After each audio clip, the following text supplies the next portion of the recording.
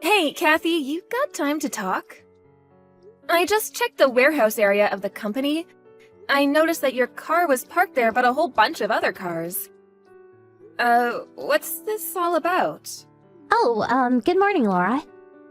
Sorry about that. I forgot to tell you about that.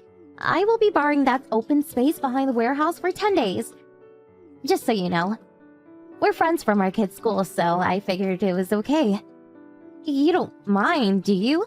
Just 30 cars for 10 days. It's not like you're using the space anyways. Excuse me? I really don't know what you're talking about. I talked to the office manager who oversees the property. You told him I gave you permission? You got him to open the gate and just drove those cars in. Are you out of your mind? I never gave you permission to do that. I was planning on getting your permission later on. Anyways, you're the president's wife. I don't see a problem. We are friends after all. Just let me use it for free. Just for 10 days. It's just an empty lot. It's not being used at all. So, what's the problem? Just because our kids go to the same school doesn't mean you can just bring your cars here and park without permission. And this is a weekday? And you bring 30 cars in here? What's this about anyway? Well, okay. You know my son. Well, his team won the basketball championship last week. Well, in order to celebrate this victory, we decided on a 10-day trip for all the kids and parents. Since it's almost winter break, it was perfect timing. We plan to take in various basketball games and do a little sightseeing. It will be a blast for sure. The kids deserve it. What's that got to do with me? We chartered several buses for the trip, which leaves from City Hall. But during the week, the place is really crowded. The parking area around that place on a work week is just awful and expensive. I have to find a spot for everyone. Like I said, this is a 10-day trip. And everyone has a lot of luggage. You know. The parking fee is highway robbery, in my opinion. Then it hit me. I remembered that your company was nearby, and you guys had that open space by the warehouse. I'm sorry? Are you really being serious? I can't understand your reasoning. The place is walking distance from City Hall, and besides, you're not using the area anyway, so I figured. Our kids go to the same school, and we know each other fairly well. So I was sure you would help us out. You're way out of line.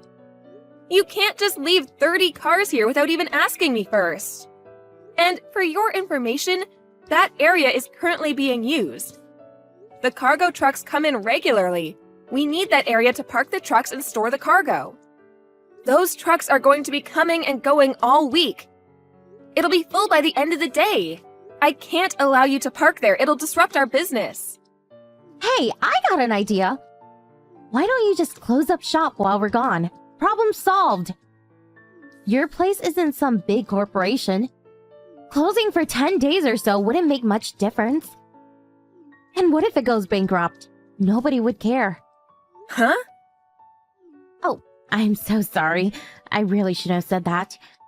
But it's true, isn't it? Yeah, whatever. Just get those cars off our property right away. This cannot stand. It's business obstruction. It's too late for that.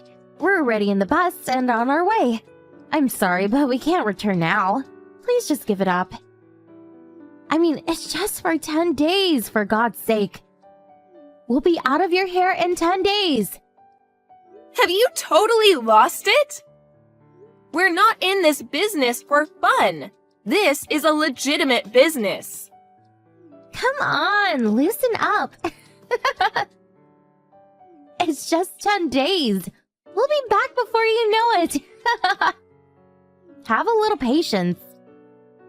Oh yeah, that reminds me. Your husband's company has connections with the company my husband works at, right? If you even think about getting those cars towed, well, I'll have my husband terminate all accounts with your company. Huh? Are you threatening me? Take it however you like. Okay, so make sure those cars aren't moved. See you in 10 days.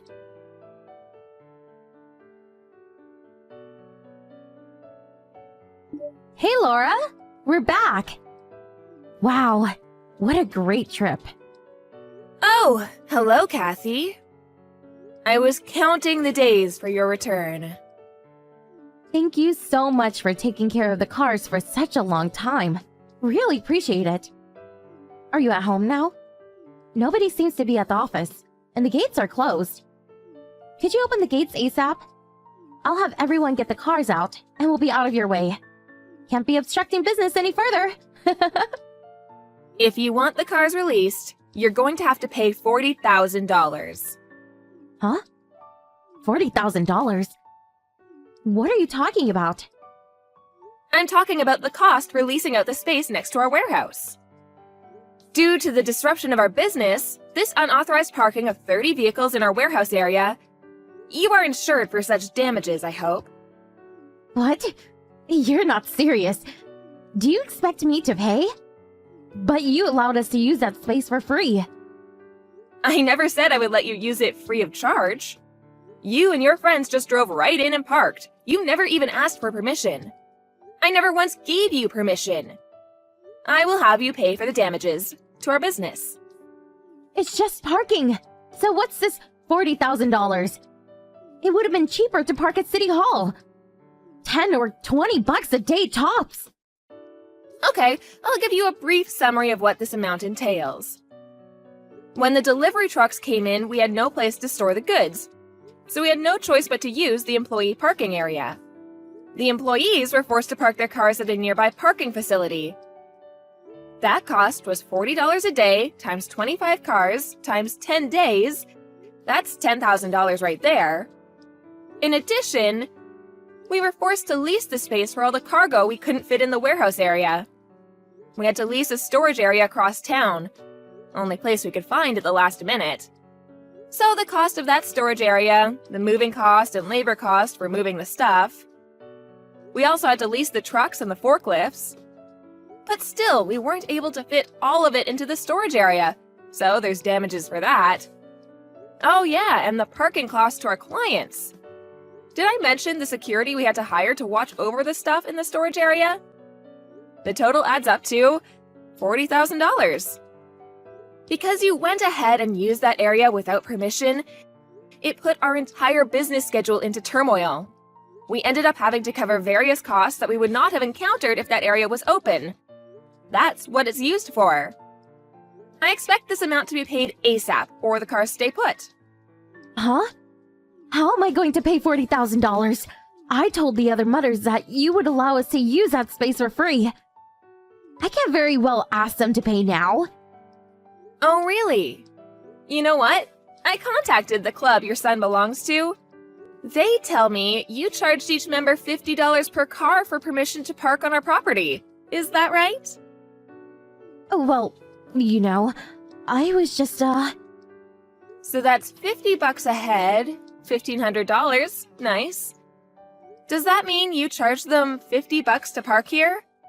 But then insisted that you park for free? Nice pocket change. Huh? No, you got it all wrong. I would never sew such a thing. I was going to give all that to you once we got back from the trip. Then why did you insist I let you use that area for free? I have that line conversation saved. I could send it to you if you'd like. I was just joking around. Can you even take a joke? Do you really think I would con the other mothers for $1,500? It was all one big joke, that's all. Oh, really? It was all one big joke, huh? Of course. Come on, Laura. Do you really think I was serious? Do you really think you'll be forgiven if you say it's all a joke? Huh? If you consider this all a big joke, you're more devious than I realized. With your stupid little joke, you caused this company $40,000 in damages. And I expect you to pay it in full. And that $40,000 is only an estimate and doesn't even come close to how much business we lost in the last 10 days. It's actually more than $40,000? Of course. Our business was disrupted for 10 full days. Do you know what that means? Our employees ended up doing overtime because of the schedule change. We spent hours locating a suitable storage site. If you put into consideration the overtime and labor costs, it would be more like $60,000. If we continue like this for any longer, we would have gone bankrupt. So, I'll ask you again. Did you seriously do this as a joke? You were planning on bankrupting our company as a joke. Is that what you're saying? Well, no. I didn't mean it like that. That was never my intention. If you, Kathy, have no intention of paying, I will draw up an invoice to your husband's company. Is that okay with you? You did say if I didn't allow you to use the space, you would get your husband to terminate our account. Do you remember that? Because you said that, I have no choice but to conclude that your husband's company is a party to all of this. No, please. I didn't mean that. My husband's company had nothing to do with this. Please leave him out of it. But you threatened me. You said you would get your husband to terminate our account with them. And now you say he has nothing to do with this? Now, I could laugh at that joke. Really, it's no joke. This is not a joke. I'm sorry. Please, calm down. I'll pay. Okay, I'll pay. I will do something about it. I'll pay. So, could you please open the gates and get the cars out? The other mothers and their kids want to get home, so please. I'm sorry, I can't do that. Like I said, if you want the cars released, you must first pay up. I don't trust you, to be honest. You may just up and run. How could you do that? It's like you don't trust me at all. Besides, our kids go to the same school. I consider you a friend. Do you really think I trust you after what you pulled? I feel sorry for the other mothers, but I can't open those gates until you pay for damages. Please, you can't do this. What am I going to do? What do I tell the other mothers? Everyone has a load of luggage. What do I tell them? Please, open the gates! Please! When I was frantically asking you to stop, you completely ignored me. Don't you think you're being a little selfish? You almost ruined our company. I'm sorry. I was in the wrong. Please forgive me. I promise I will pay for the damages. Just let me get the cars out. I'm sorry, no can do. Call a cab for the others, they'll be okay.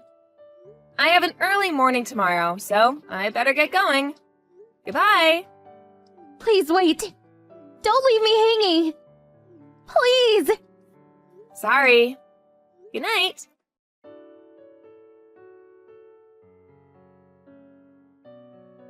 The next morning, Kathy and her husband arrived at our office.